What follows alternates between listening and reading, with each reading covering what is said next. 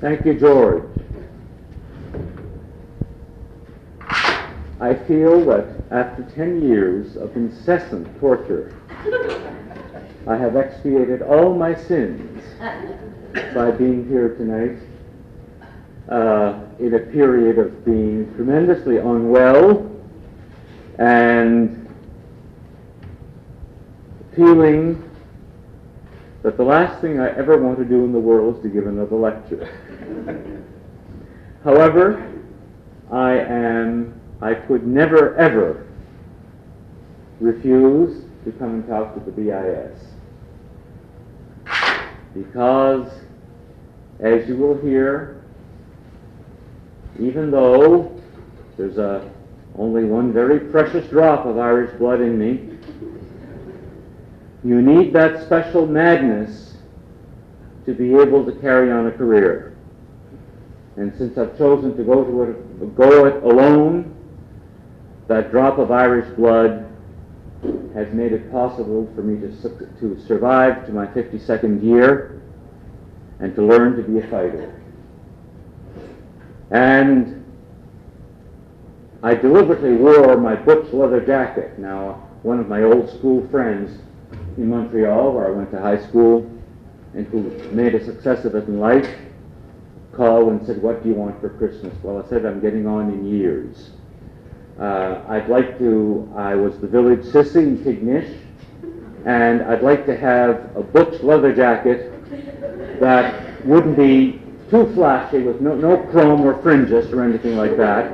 And having been through a 4x4 phase, which ended tragically last weekend when my poor old truck, after shearing a heritage pole in Victoria Park, not my fault, I was blinded by some son of a gun, had to be put down. The police came with a sharpshooter, put her down. And I've been crying on and off all week, so that's part of why I'm not too good for it. But anyway, that phase is over, and this is all I've got to show that perhaps I'm not quite the sissy I was in Tignish. Now, I met a lot of, when I went into 4x4 trucks, I met a whole bunch of young people, chief of which was young Joseph Corrigan. I don't know if Joseph Sr. is here tonight. He might be worrying about City Cab, who drove me here. But his son, young Joseph, who's young enough to be my son, and whom I'd be proud to have him as my son, doesn't even begin to say it, is the one who led me down the path of temptation. And when I got my leather jacket, the first thing I did, I accidentally found my old Jesuit glazier, because I went to Loyola in Montreal, which was crawling with Irish Jesuits. And every damned Irish Catholic boy went to Loyola in Montreal. And so the first thing I did was in those days you could buy these gold crests, for $50. Now they're about $300. Was to take off the Jesuit crest. And I went everywhere, and then finally Mr. Curry said, "I can sew that crest on." And when the lads saw me with this jacket and this crest, they said, "What the hell is that crest?" And I said, "These guys were so tough that the Hells Angels would never go in there. There wouldn't be a hope in hell for them to survive." And it's a club that very few of us belong to, but I wear it proudly. And I'll wear it till I die.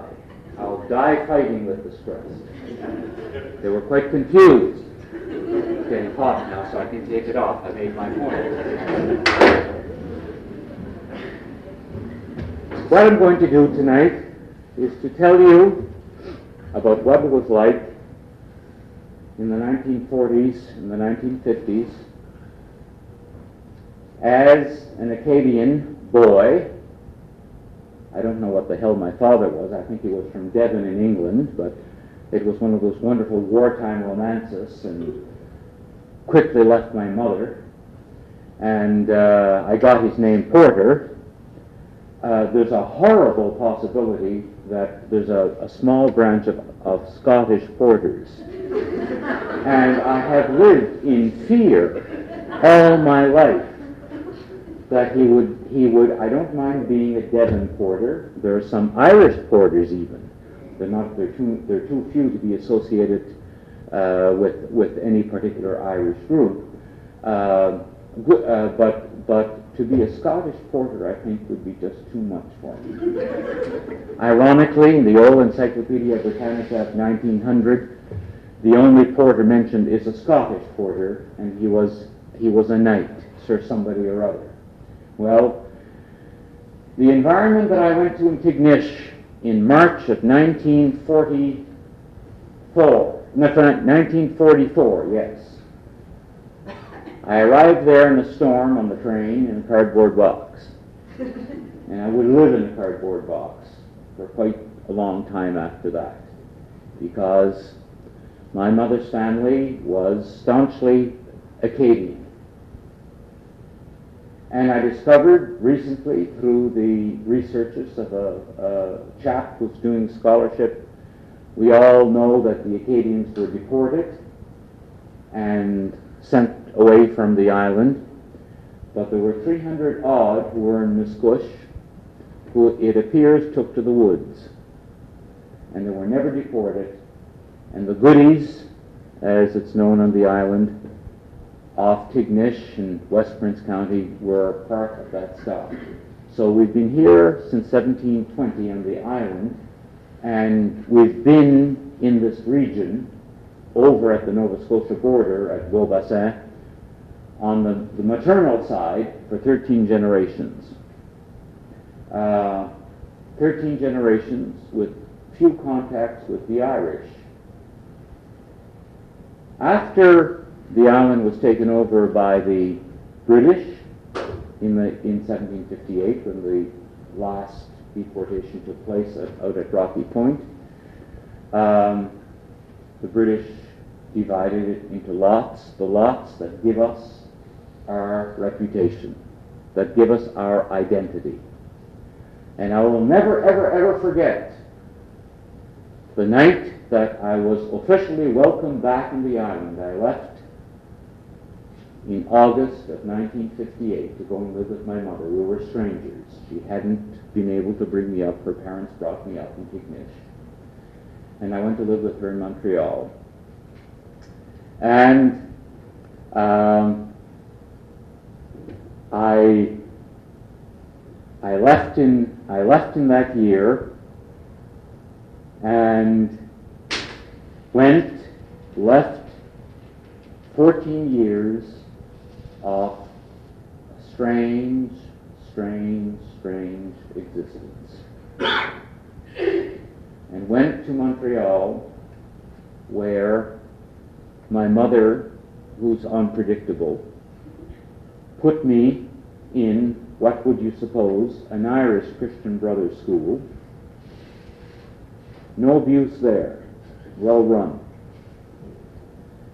called Cardinal Newman High School, where for 4 years the Christian Brothers pounded Latin into me and various other things, and on the whole gave me a darn good education. But when I left Tignish in 1958, there's a great deal that had happened.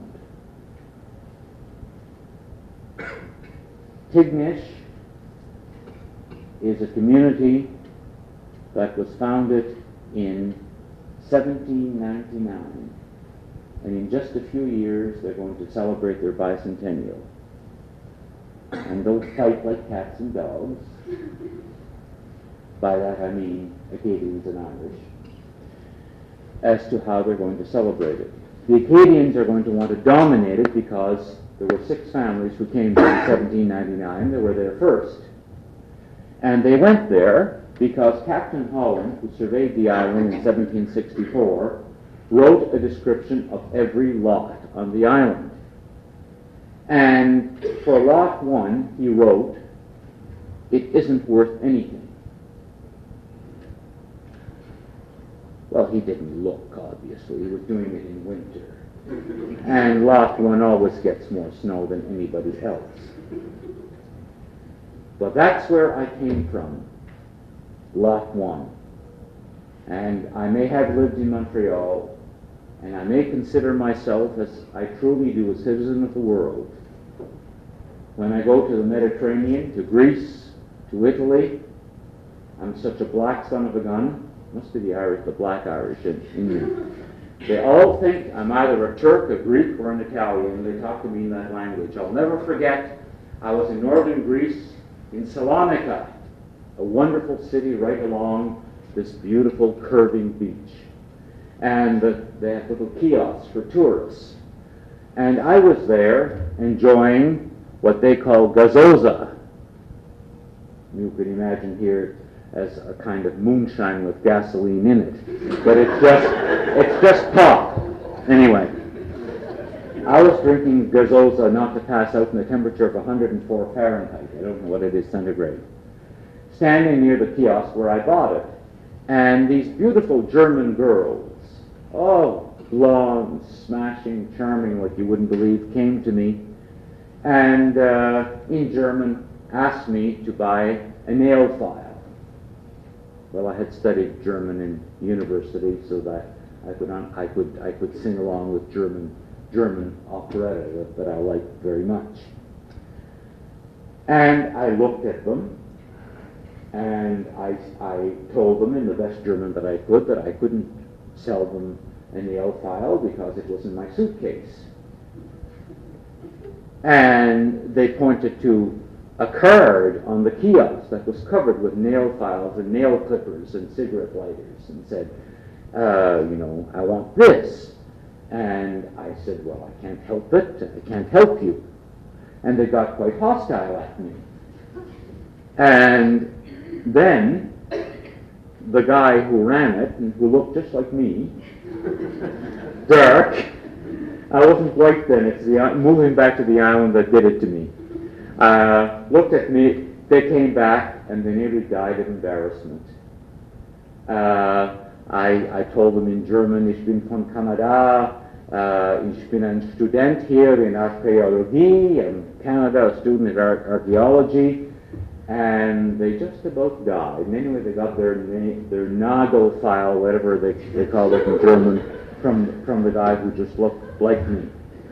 So either I get the dark looks from the French or from Charlotte Harper. But anyway, getting back to my little digression, when I'm not feeling well, I digress. Even when I'm feeling well, I digress. When I moved here in 1982, Catherine Hennessy lured me here. We met like spies. She called me in August of 1982 and said, meet me in Borden. I will be under the, that's what the Marine Atlantic would call the disembarkation ramp. And my car is this color, and there's a dog in there and boxes of books. And you'll recognize me. And so I drove to Tormentine and got on the boat at the appointed hour and got off, and there Catherine Hennessy was. And we sneaked to Krakow to a restaurant where she knows everybody and where a special apple pie had been ordered and baked for us. She was really going to seduce me to come back here and said, you've got to come back and help us with heritage. We're expanding, we need help. Well, I had just moved to Mount Allison and was living in Bennett, the former governor of Canada's house, which belonged to the university. And he left all his silk-covered furniture there. I had silk carpets in my office. I was teaching at Mount A. My students would come and we'd have sherry Friday afternoon and little biscuits, in the cupboard, decanters, the whole thing. I was living a very civilized life. And Catherine said, you've got to come back. We need you. We need you. And you know how bossy she is. And so she forced me to come back. I agreed. And then that damn Willie Elliott, who was vice president at the time at Mount Allison, said, you don't have to be future. Yeah. You don't have your PhD, and I suggest you go back to the island where you can help with museums. You'll never survive here. And so, thanks, Willie. Thanks very much. And I made up my mind. I intended to be buried here. Or more precisely, I wanted to be incinerated, and I wanted someone to go out in North Cape Reef at low tide and to give me as fish food. That was my ambition, so that I'd become one with nature and God even more quickly through the belly of the fish. But, like Jonah, but I didn't want to be spit out again, although my ashes... I was once described by B. Mayer as having a wicked tongue, and maybe the fish would have thrown up my ashes, but anyway, it doesn't matter. So Catherine got me here on January the 4th, 1982, and I came back to this place that I vowed I'd never come back to unless I was a corpse. So miserable was I in Tignish. And I went to work with her, and I began, and we fought like cat and dog from day one. Catherine, of course, you can imagine Catherine as a driver of a horse, and somebody else wanting to take the reins, and Catherine sort of having the reins glued to her finger with magic glue that no solvent would ever let go, and it didn't work too well. But anyway, there was a reception at Beaconsfield where all the highfalutin society was there. I was getting pudgy by that time. Now I'm losing weight again and regaining my youthful figure, and I'm just hoping the hair will come back dark brown again along with the loss of weight. It's been known to happen. There are miracles. After all, in fact, it's there. So I came and I went to the reception, and I was wearing my blue blazer. My suit had long ago stopped fitting. Besides, it was a 1970s suit. It would never have done in 1982, February of 82. And Charlottetown aristocracy was there, including a nameless blue-haired dragon of the purest bloodline that you can possibly imagine. Pure as pure. Genealogy right to Noah's Ark. And there I was, of course, my usual self, trying desperately to be charming. We had champagne, we had sherry. Catherine, who can blackmail, she has something in everyone, I'm sure, blackmailed somebody. We had lobster sandwiches. And it was just beautiful, so I was drinking sherry and lobster sandwiches and feeling no pain at all when the blue-haired dragon came to me and said, Porter, Porter. Now that's not an island name. I said, no, my father was English, I think. Well, where in Charlottetown did your mother come from? She said, oh, my mother didn't come from Charlottetown. We're Lot 1 people. Well, my God, the aristocratic jaw hit the ground. And to this day, there is still a bruise on it. It never went away. It hit so hard. And I was dropped like a hot potato because to say I'm from Lot 1 meant in Charlottetown aristocracy only one thing.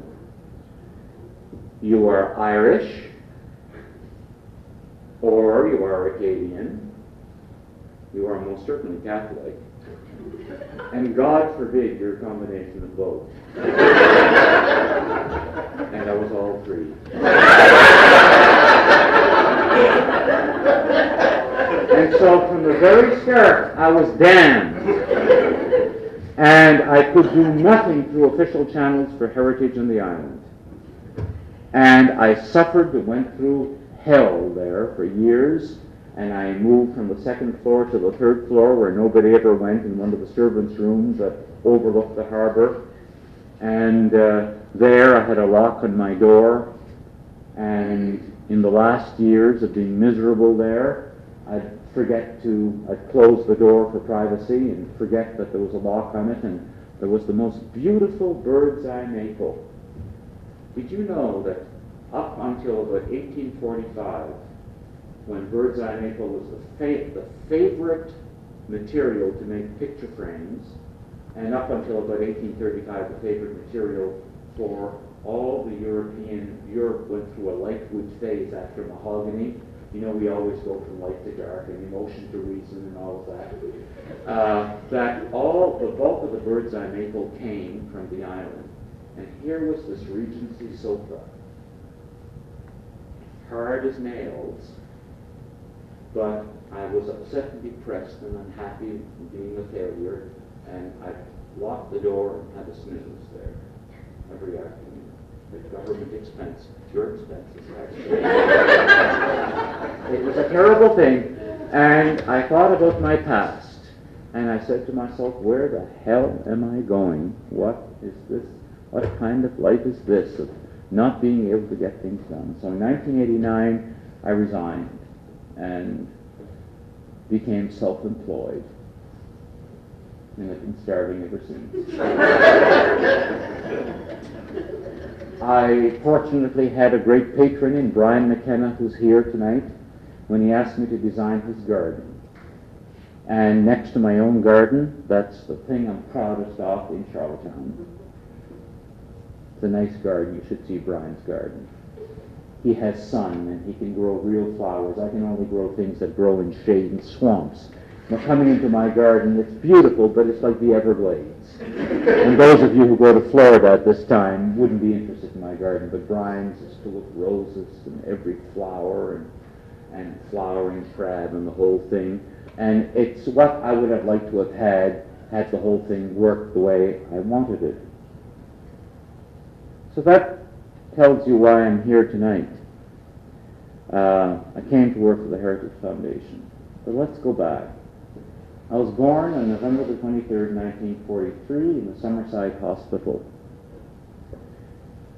And for the first few months of my life, I lived in Clinton with my godparents, who were also, curiously, my mother's godparents. We shared the same godparents. My godmother had been a great beauty in her day. She could play the fiddle like nobody's business. And whether it was Acadian or Irish music or Scottish music, didn't matter. She knew it all. My godfather, I think, was always slightly crazy. I don't know why she married him. I know why she married him, because I saw a picture of him as a young man, and he was devastatingly handsome. Handsome and sexy, and a real airhead. Not a brain in his head.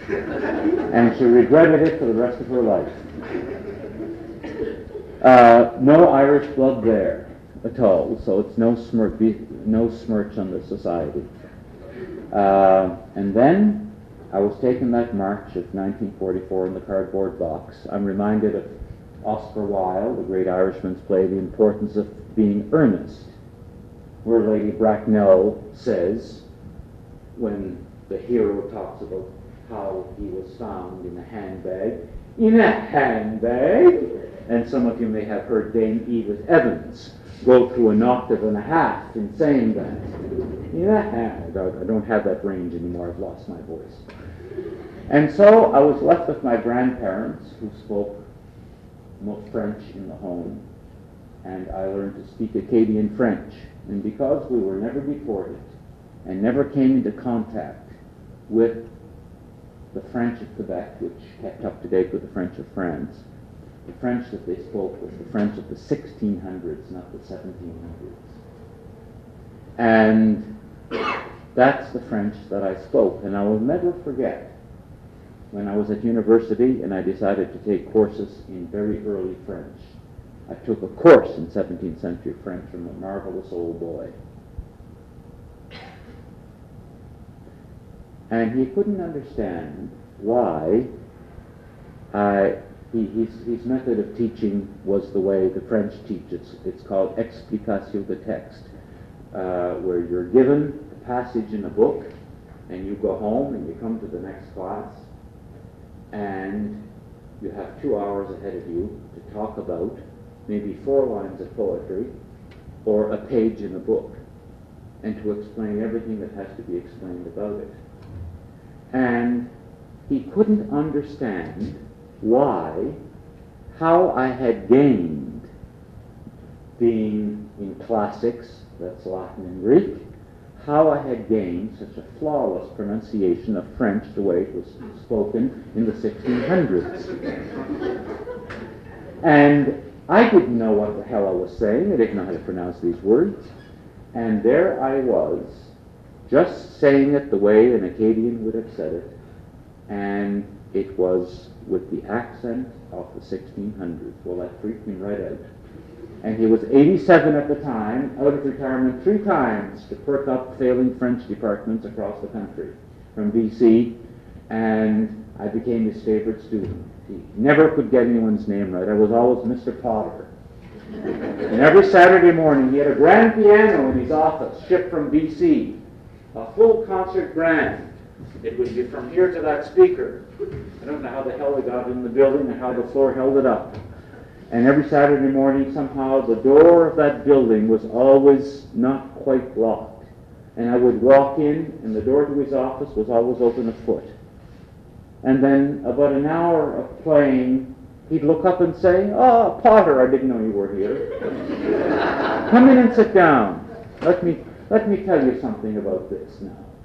And he taught me things about music. In Tignish, my grandparents were extraordinary people. My grandmother was what you'd call a poirier. And she lived in Pomerode. And her family, by the standards of the day, was prosperous. Her father owned a little 2-masted schooner, and he was involved in coastal trade with the North Shore of New Brunswick. And he had, in the fashion of Catholics and of that, well, Catholics up to even after World War II, he had produced quite a family of eccentric boys who finally wrecked his ship. And my grandmother was a fairly refined girl. Now my grandfather, on the other hand, came from a family of absolutely charming, and that's where the Irish blood comes in. My grandfather's mother was Charlotte Harper,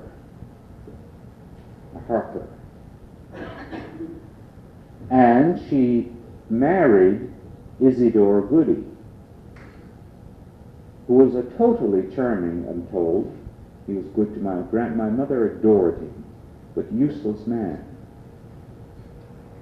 And she learned to speak French, and to learn and to sing the French songs that were sung in those families. In those days, there was always music. There were always stories. But you sang them yourself. The boys brought them home from the woods. The fishermen brought them home from the wharf. The women used them to spin because they were spinning and carding and weaving and doing all of that. There were music all the time. And one of the most remarkable things I have on tape is my grandmother, who learned a song from Charlotte Harper, who had learned it from her husband's mother in French. And Charlotte always spoke French with an Irish accent. English, that is, not Gaelic, but English-Irish. And when my grandmother learned the song from Charlotte, so close, I don't know what you've ever heard here in the past about the oral tradition, but so close is the imitation. When you can't read and you learn everything from memory, that my grandmother sang that song with Charlotte Harper's English accent to the French. Although all the other songs she recorded for me in 1964-65, when she was still alive, were sung with the proper French accent because she heard them as French. And so here is a Charlotte Harper song, sung by someone who learned it exactly as Charlotte sung it and wouldn't dream of changing a thing. And so she put on the English accent like that. Well, my grandfather was a great, big, tall, and I'm told extremely handsome man. He was handsome in his old age. I remember him very, very well.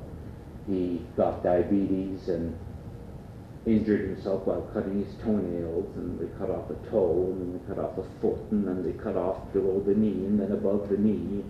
And there were so many burials in the churchyard, bits of him. We'd just wonder, would there ever be a grave we could visit, or would he be completely minced like hamburger, and we'd have to go everywhere to say prayers before his tomb and scatter flowers after he died.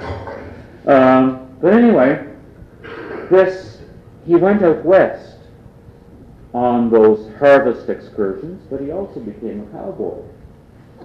And back early in the century, this great handsome cowboy with a 10-gallon hat, western boots, I don't think he was ever on a horse in his life.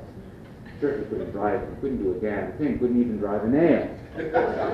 Came home and saw this woman who I think was very beautiful in her youth, and he married her. In 3 weeks was the courtship.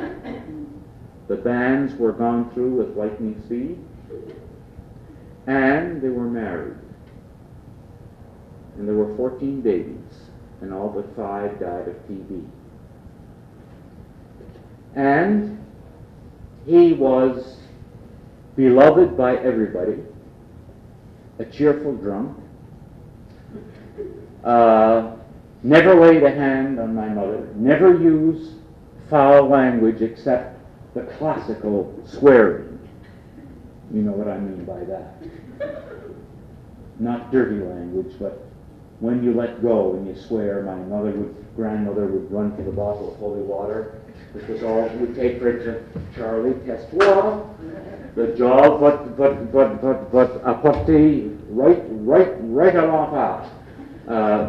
Shut up, Charlie, the devil will come and grab you and take you straight to hell. And she'd throw holy water on him. And so he'd calm down, because the holy water, after all, was holy water. We had to go and get it out of a great big tub in church that didn't have a cover on it. And we used a lot of it, because not only my grandfather went on binges, but his son went on binges too. And they took turns, and so there was always something on binges. And when there were thunderstorms, holy water had to be thrown too. I was the one, of course, the churchy one, who had to go there and get the bottles of holy water. Well, towards the end of the season, you know, in the summertime, algae began to grow in this great tub, and the water turned green, and millions of flies died. And you had to try and fill your bottle of fairly clean stuff to take it home, because in each room that we had a little bottle, no such thing as a fancy plastic. There was no plastic in those days, there was only celluloid. No fancy little thing with a sponge in it. We had an old medicine bottle. Medicine bottles had corks in those days. I remember the first medicine, cough medicine, I was always coughing, that came with a Bakelite screw cap. I kept it for years. Normally it was the cork. And so, and the tonic, you know, molasses and sulfur was in bottles with corks, and so was the homemade beer. And so there we were, growing up in that milieu, being liberally sprinkled with holy water. I feel so pure that there will be absolutely no contest whatsoever when I die and I meet St. Peter. Purgatory, which was invented sometime in the 11th century, and which was kind of a bleak cycle in your washer to get your wife to get into heaven. Purgatory is something I won't even go near. I'll just bypass it and go straight to the gates of heaven, where St. Peter will say, "My God, you still smell of that old holy water and the dead flies. Come right in. We've got your library set up, your stereo, your cats are all here, waiting for you, every cat you ever had, and I'll be there. I have total faith that this is going to take place. I have no doubt in my mind whatsoever. And that is all because of those very, very early years. How did we live in those early years? Well, I spoke French until the age of 8. So English is not my native tongue. I learned it because my mother would come home for 1 week a year from Montreal and say, look, if you want to get along in the world, you better learn English right quick. And learn it well, because you don't have a hope. And then she got on me persecuted me endlessly. She knew they were beating me up at school. She tried to teach me how to box. Twice she made my nose bleed and made me cry. She could play baseball with the best of them. You've got to, if you want to get along in this world, you've got to play baseball. Well, I had one of those psychomotor deficiencies that I could never take music and convert it to keyboard. And you could throw a ball at me, and at school they quickly discovered this, and that led to my persecutions by the goddamn Irish, who were the ones who had no patience with me at all. If the Acadians at least knew I was one of them, I would be outfield, and about twice a year I'd come to the plate and be given a bat, and I was left-handed, and they'd throw the ball, and I didn't know how to stand there. That's not how you hold the bat. And they'd throw the ball, and I'd swing even before the ball had left the pitcher's hand. And there was no way that I would ever hit a ball or catch a ball, because I had no... I mean, even if one of you had a $1,000 bill wrapped in a little rock and threw it at me and said, it's yours if you catch it, I'd lose it. And I'm so desperate for money right now that I'd do almost anything. But I'd never catch it because of this thing. So there we were, my mother coming home boxing with me, making me cry. And she said, the this and that and these and those and the other king has got to go. Now, Tignish has a very, very special distinction. Everybody makes fun of Tignish, and especially the accent of Tignish. And they really shouldn't, because a few years ago, when the island was working up for the year of the Irish,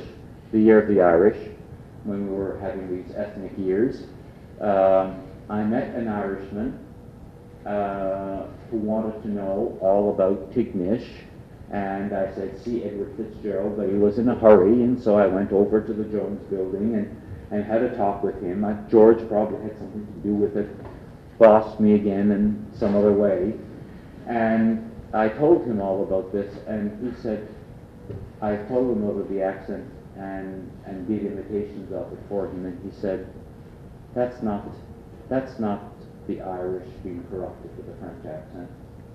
Many Irish can't say the TH sound. Neither the French nor the Irish could say the TH sound. In 1811, there were ads in the newspapers in both Ireland and in England. And Cyril Byrne, whom many of you will know from St. Mary's University, has been to Ireland and has photographed them all. And the ads were something like this. As you know, at that time, the island forests and the New Brunswick forests were being cut down. The ships were built on the shore, loaded with timber, and brought to Britain. There was no timber left in Britain. And whatever timber there was belonged to the king or belonged to the lords who owned the estates. And they needed their forests so that there would be boar and deer for them to hunt. And you weren't going to touch that timber. So the New World was there, use it. And that's what it's for. Exploit it. And so there were these newspaper ads that said, voyage to Newcastle. Very economical fare. within walking distance of Boston and New York. And that's the key phrase. Within walking distance of Boston and New York. And these poor Irishmen came, and the poorest ones were the ones who had to spend the entire voyage of 3 to 5 weeks on the deck, were the healthiest because they had fresh air. Those below deck who had more money staggered off or were carried off sick with dysentery and every possible germ that there was in those filthy ships, and poop and pee all over the place. Hands not washed, no fresh water to wash your hands with. And they got off in that wilderness of northern New Brunswick and found out that being a policeman in New York or a maid in Boston was not going to be possible. It was almost as far to get there as to go back to Ireland. But they were near the water and a fairly short distance. On the clear days they could see some of the coast, down the coast, but they were told, go to the north end, there's nobody there. And they went there, the first ones, Riley's, in 1811. And they discovered that the French had beat them by 12 years. And the French, who were used to thinking in terms of lagoons, had settled Tignish, we don't know the origin of the name, around the Tignish lagoon at the Tignish Run. There's a pond there. And they cut themselves a road, no distance at all, to Nail Pond, where there was another glorious lagoon. It was at Nail Pond that the Irish settled, and they arrived there because they'd come into the harbor, a natural, heavenly made harbor. And the trouble started. The French said, what are you doing here? We're here to stay. And the fight started. And in the first parish history ever published on the island, in 1899, when Tignish was 100 years old, there's a wonderful story told there, both in French and English, because it was so important, about the fight between a certain young fellow called Bernard and an Irishman called Riley. They had a row. Riley grabbed a wooden shovel and went over to Bernard, probably said, son of a whore, and smashed the shovel on his head. Bernard didn't even twitch, he might have blinked, and then pounded the you-know-what out of Riley.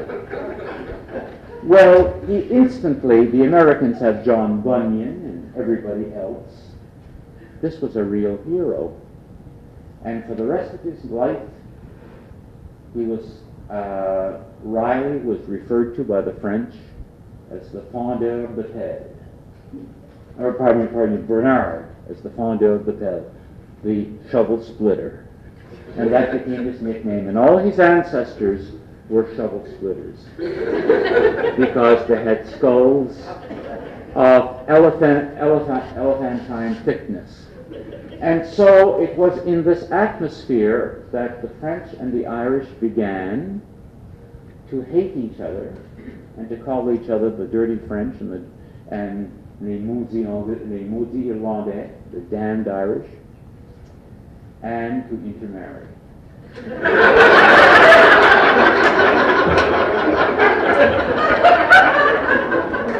As you know, it can be highly, highly exotic. We're often turned on by exotic things. I'm not going to go into a Freudian lecture on sex. At the Heritage Foundation the other night, I embarrassed them. Was that at the Heritage? Yeah. No, in my fine arts class at the university on Thursday afternoon at 4 o'clock, I embarrassed them because I talked about fetishes. And I said, there's not a living soul amongst us who isn't turned on by something. And I said, it might be an elbow, it might be a shoulder. I said, I myself am very fond of a beautiful knee. It's just got to have the right twist to it. And I love fine ankles. Now, fine ankles drive me to a frenzy. And, well, me with my big mouth, you know, I'm not too shy about saying these things. And they were kind of all shocked at this thing. But it was in relevance to something terribly important about the art I was teaching. And so the whole idea of identity was mixed up with the idea of the fetish and the nickname. And they began to call each other nicknames. The French did what had been done for hundreds and hundreds of years. If I was to be given my official French name, there'd be an awful glitch because my mother didn't marry a local man. So they'd have to skip over, they'd never mention my father's name. So they'd call me Reggie, Francis, my mother, Charlie, Joe Isidore. That would be my name. And it's the only way anybody in Tignish is going to figure out who I am, except that they know me as Reg Porter. And they remember my notorious days in Tignish when I entered the world of the Irish. Now, I entered the world of the Irish before I learned English, because our neighbor was Jack Christopher, who lived an eighth of a mile up the road, right at Christopher's Cross. He raised racehorses. And the Christophers were people of substance. They had money. And they lived in a house which, compared to ours, was a palace. The local librarian, Margaret Conroy, the Conroys were the only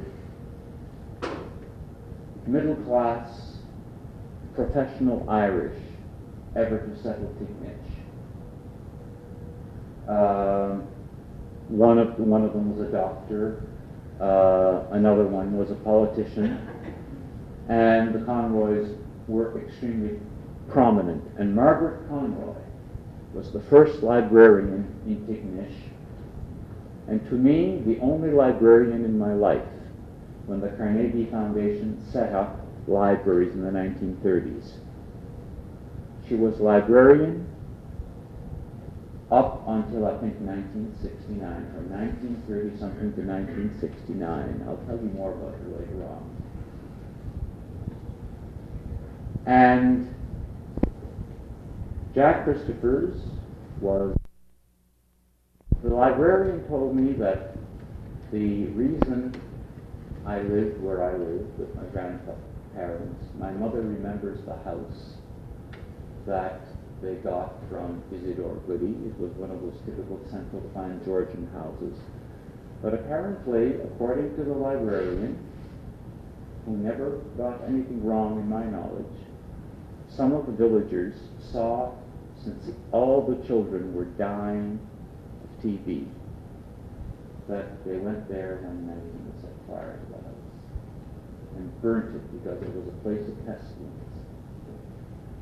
One of the saddest stories of my life is the story of another March year when my grandfather was working in the woods, and my grandmother was a young mother. She was all alone and pregnant, and her last year's baby was dying in the crib, and labor came on. And so she dragged the crib next to her bed to tend this baby, to feed it. It was still suckling. And she delivered herself of this child in the middle of a March blizzard, a St. Patrick's blizzard. And she could not stop the process of taking this child out of her body to pick up the baby that died in the crib while new life was created. And that was typical. That summarizes my family more than anything else could possibly do it. While that baby died, new life came into the world. And she couldn't even hold it. It grew cold while she brought the new baby to her breast, cut the cord, and tried to clean up by herself.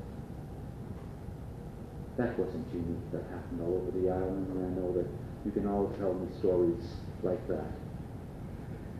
My grandmother, after we were burnt out, the land was sold, the money squandered by my grandfather, of course. And one of the neighbors gave us a little triangle, which must have been about 1/8 of an acre, at the corner of an odd field. The triangle is still there, and the crops and planted in the field grow differently because we occupied it for all those years. And the fishermen got together with horses and skids and dragged an old shack from the shore, story and a half, and that was the home given to my grandparents on land that was never theirs. When we hauled the house to Tignish, and do you know how we hauled it? My Uncle George, one of my grandmother's famous brothers, who helped wreck the ship that was the Prosperity, my Uncle George said, "I'll haul the house." And to think that I'm only 52, but I lived to see the house raised and put on great big wooden skids, and there were barrels of grease and the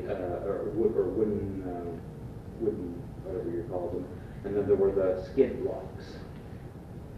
And then he started off by digging a hole in the ground, and then dug a hole, and they put a winch, and they braced the skids so they wouldn't pull together, and hooked the heavy rope to the winch, and the horse went around, and the house began to creep forward, and they'd run behind and catch the blocks, slap more grease, put them on in front, and we moved the house in the middle of the road, digging holes in the middle of the road till we came to our location in Tignish. We spent 2 nights on the road. I was excited. We had to camp because, of course, the chimney had to come down for this, and it was highly exotic. And one night was spent opposite Jimmy Gallant's, and I was friend there with Leonard Gallant, who was just a few years older than I, but he was the church organist, and he's the one who introduced me to Viennese music that I've come to love so much that there's a song that goes, "I was born in Vienna," and my mother, who has quite a tongue, says, "Like hell you were." And I occasionally sing this Viennese music. And there we were, and we moved to Tignish, and that's when I became, Mother said, "Listen to the news." What was the man who read the news from CFCY in the 1940s and 50s in Englishman? What? My mother said, "If you want to learn how to speak English, listen to the news every night, and he'll show you how to pronounce words."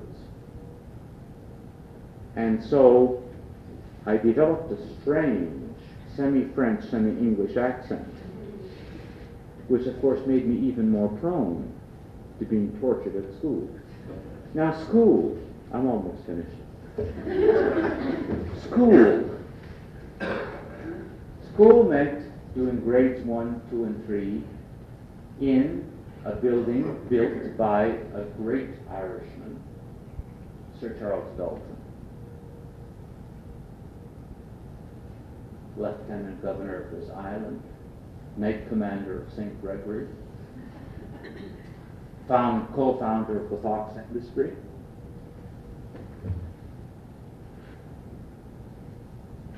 owner of a drugstore, not deeply religious. When he came back from Rome with his uniform, you've all seen pictures of his diplomatic uniform. Today, about $5,000 worth of gold in the front, just gold braid in the front, a sword. he had the right to sit in the sanctuary. Charlie Dalton, who had various bouts as bootlegger during hard times, was not prone to sitting in the sanctuary. And my grandmother loved to tell the story of how Charlie Dalton came back from Rome, Sir Charles.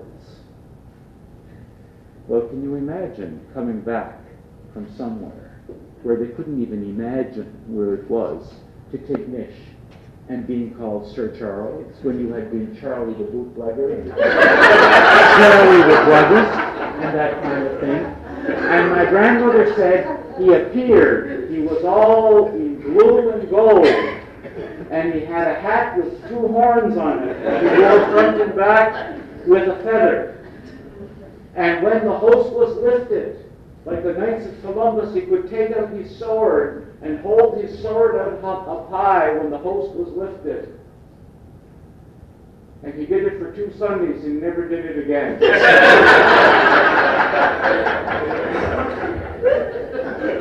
was a terrible theme and that. So I grew up knowing Charlie Dalton was hanging his portrait in my first 3 years. His portrait was there, hanging, and if anybody would have that portrait today, it would have a place of honor in my house, which is nothing but an apartment filled with places of honor, for all the things I love. There are not enough corners and walls for places of honor. There are so many things I love and honor in the world created by wonderful human beings. And I'll get Charlie Dalton yet, just you wait. Won't be a copy either, it'll be an original print. I went to the Dalton School for grades 1, 2, and 3, and that was done in French. And then, as they say at the Chef de Coutin, you'll have to forgive me for being a toilet tongue, because when you come from Tignish, that's how you are. Once in a while, you let it go, and I was so nervous because I couldn't find the tape I wanted to play. My mother said, "Oh, you make me sick. Just go there and be yourself." So I'm being myself and being a toilet tongue.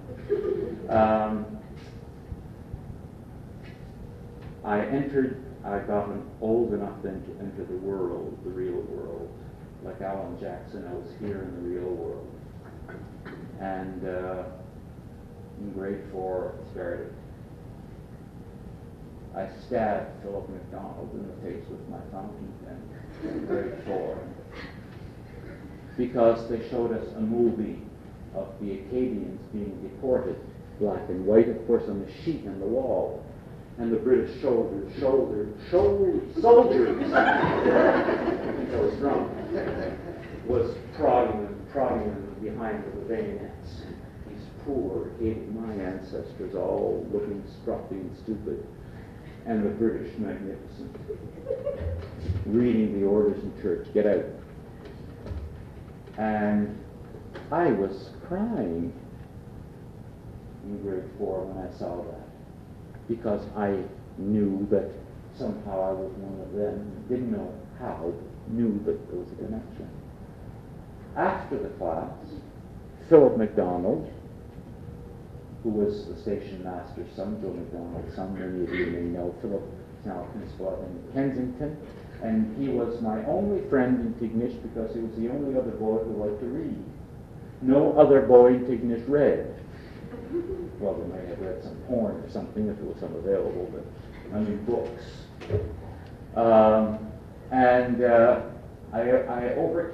I forgave him for being ostentatiously and obnoxiously Scottish. That's when I began to loathe excessive Scottish sentiment, because Philip was horrible about it. He said, "Good for the French," after the movie. Well, my gosh, my gall rose, and I grabbed Philip. Well, here I was. They called me Four Eyes because I wore glasses, Reggie Four Eyes. And I couldn't fight my way out of a paper bag, and Philip was a hefty boy. And somehow, in all of this, accidentally, we had to take notes about the movie. I hadn't screwed the tip on my fountain pen. Didn't I stab Philip? And to this day, he has a tattoo on his cheek right there of blue ink, blue black ink watermelons. The kind that came in the bottle that fit in the little hole drilled on top of the desk. People used to steal each other's ink. So you try to bring your bottle home, you would leak in your pocket, and you get a beating when you get home. And so it would go on, and then things went from bad to worse.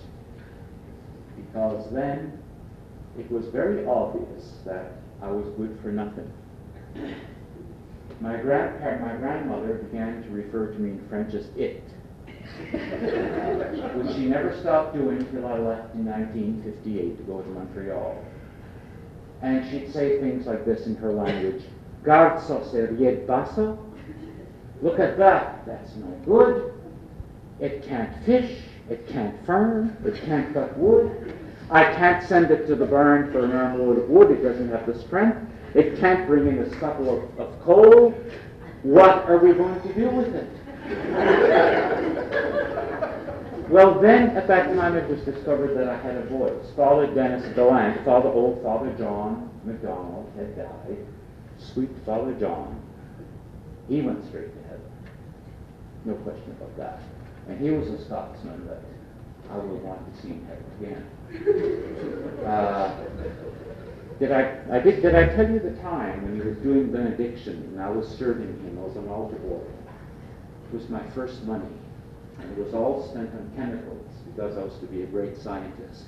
And the nuns from the chemistry lab would sell me 5 cents worth of potassium nitrate or potassium chlorate and 11 cents worth of manganese dioxide, so that would make oxygen, and 6 cents for a test tube. And then when you heated it up and you put in a little thing would go poof, and my grandmother would say, "Mon Dieu! He's going to blow us up." And I was always doing things like this.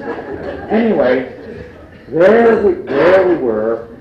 I got older, and we moved to the convent where the CND nuns taught the higher grades, and then we would go back to the Dalton School, which I never did finish high school. I finished at Montreal. And that's when the torture started. And it was all done by the damned Irish. Not one Acadian lifted his finger to help me. They didn't raise their hands against me, although my cousin Ivan once saw Bruce Fee beat me up and did nothing, and he was great buddies with Bruce Fee. He would have told him to let up. Leonard Doyle, next to the convent, was the McFadgen property, which had once belonged to Bishop McIntyre. And there was a hollow in the field.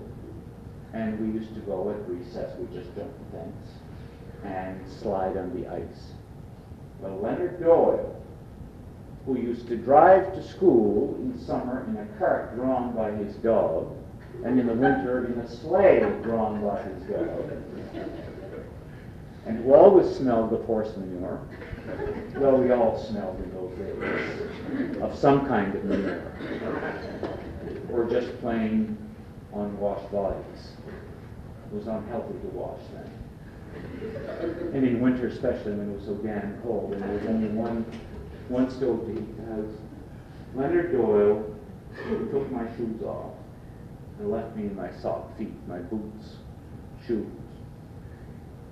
And I had to walk from McFadgen's field up into the classroom. I was late for class.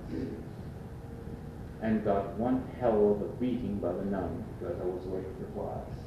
And I was there sniveling, snot and tears. But Leonard Doyle took my boots. Why did you do it? That was one incident of torture. Now, when he went to the toilet at the convent, there was a barn there, and there were cast iron cylinders. That must be had been some byproduct of the Crimean War or something. There were Napoleonic wars. And you had to sit on that to go to the toilet, regardless of the weather, all unheated. And Johnny Smythe, who was the janitor of the convent then, would come once a day with a bucket of water and try to swill it. And it didn't always work. But there were rafters up above there, and Bruce Fee and some harpers of all people, me with harper blood in me. Bruce Fee. Never forgive him for that. They got a piece of rope, tied my feet together, threw the rope over a rafter, and tied me so that my head was hanging in that Crimean War toilet bowl, not quite touching the delicacies inside. And the nuns had to come and find me when I didn't show up. What's the matter? Reg Porter's missing again. And somebody had mentioned something about the toilet, perhaps, and they came to the burn and they cut me down. And life was pretty much like that. I was a nit, as my grandmother said, because I couldn't use my fists, I only used my tongue. And there, your tongue was used to tell the old stories, the beautiful old stories, Irish and Acadian.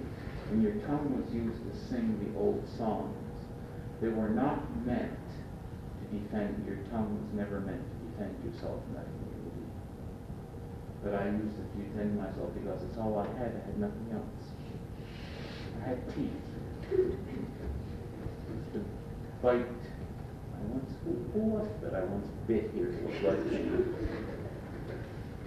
But it was breaking my neck off.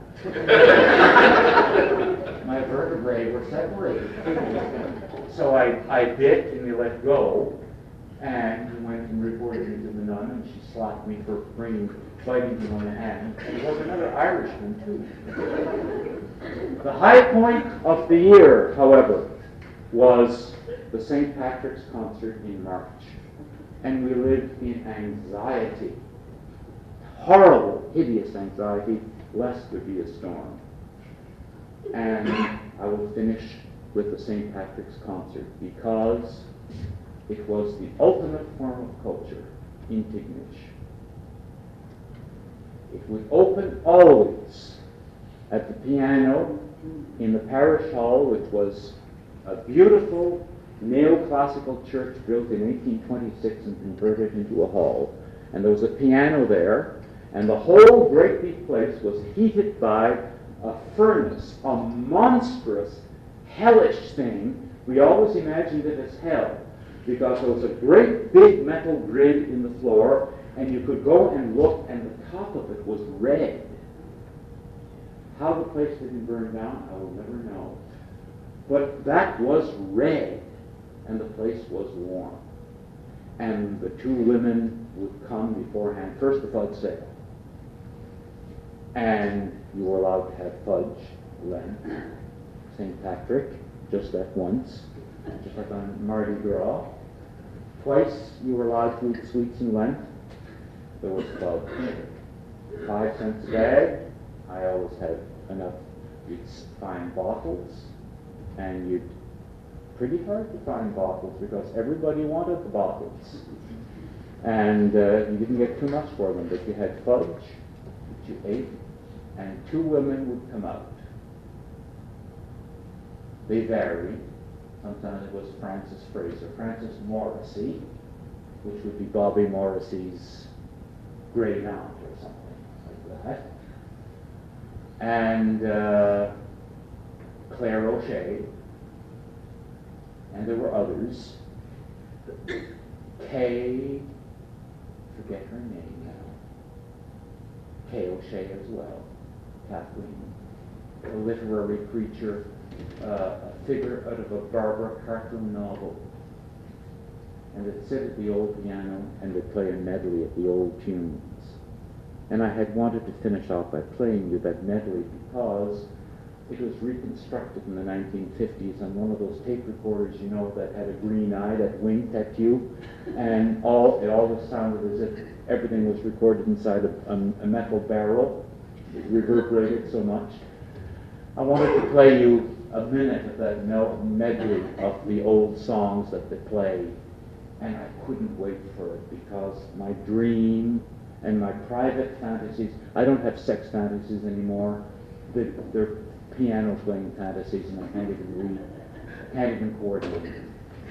And they would play the old songs, from the corny ones to the very, very ancient dances that were brought by the Irish. And this was pure Irish stuff. And that went on for 15 minutes. And then there was the play. And the last play that I remember was the last one I saw, where Arthur Arsenault played the Irish hero.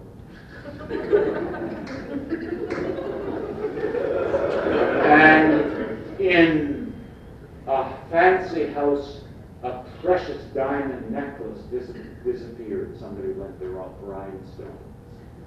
And our nun, Mother St. Raymond, spent weeks with, in Catholic Church there were sanctuary lamps that burnt for a week in front of the, well, we still have sanctuary lamps, even Anglicans have them, to mark the presence of God. And these were beautiful, thin ones.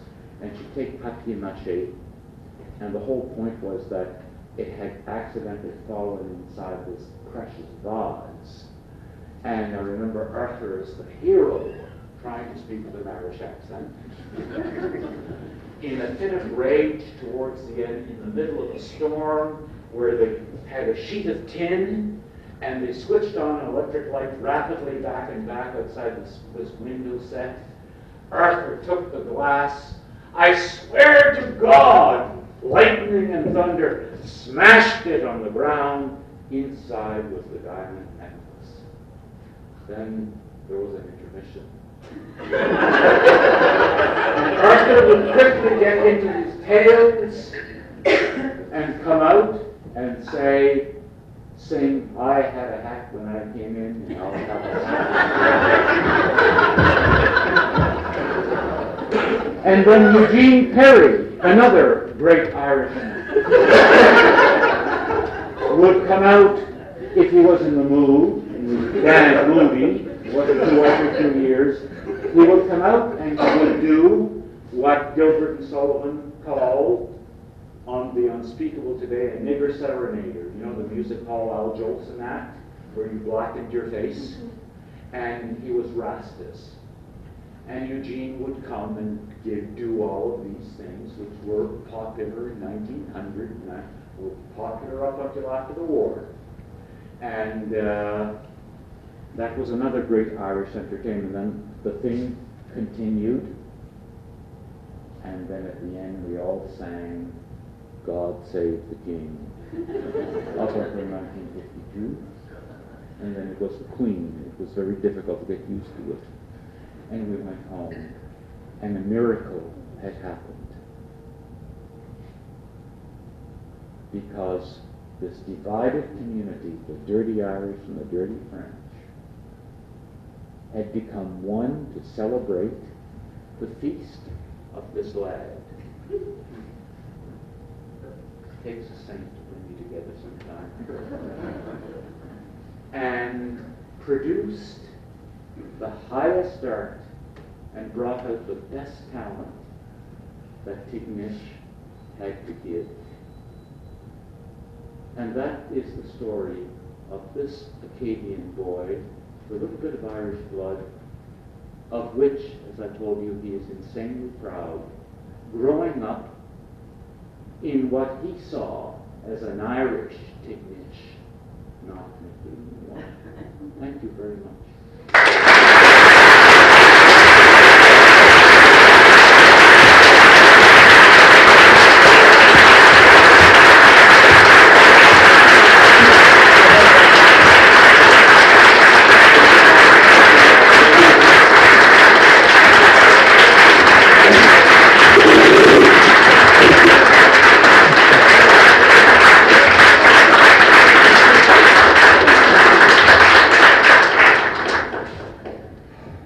Nathan? there's a lot more stories left to be told, Reg, and I think we may have to have part 2 of this next year.